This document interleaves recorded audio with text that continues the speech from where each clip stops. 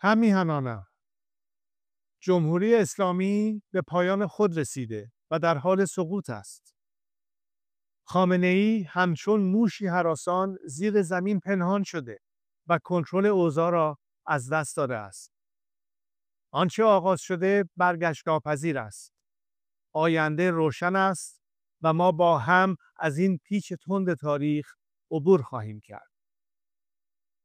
در این روزهای دشوار دل من با همه شهروندان بی‌دفاعی است که آسیب دیدند و قربانی جنگ طلبی و توهمات خامنه‌ای شدند.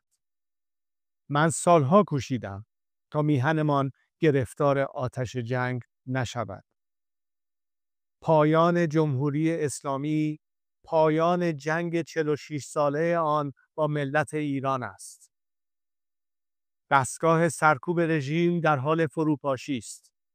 تنها یک خیزش همگانی لازم است تا این کابوس برای همیشه پایان یابد.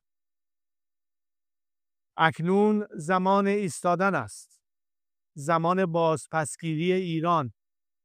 همه با هم، از بندر عباس تا بندر انزلی، از شیراز تا اصفهان، از تبریز تا زاهدان، از مشهد تا اهواز، از شهر کرد تا کرمانشاه به صحنه بیاییم. پایان این رژیم را رقم بزنیم. نگران فردای پس از سقوط جمهوری اسلامی نباشید. ایران دچار جنگ داخلی و بی‌ثباتی نخواهد شد.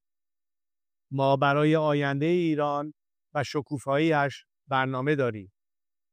ما برای 100 روز نخست پس از سقوط، دوران گذار و استقرار یک حکومت ملی و دموکراتیک برای ملت ایران و به دست ملت ایران آماده ایم. خطاب به نیروهای نظامی و انتظامی، امنیتی و دولتی که این روزها بسیاری از آنها به من پیام می‌فرستند. برای حفظ رژیمی که سقوط آن آغاز شده و حتمی است، روبروی ملت ایران نایستید. خود را فدای رژیم پوسیده نکنید. با ایستادن در کنار ملت، جان خود را حفظ کنید. در گذار از جمهوری اسلامی نقشی تاریخی ایفا کنید و در ساختن آینده ایران سهیم باشید. ایران آزاد و آباد پیش روی ماست. باشد که به زودی در کنار شما باشم. پاینده ایران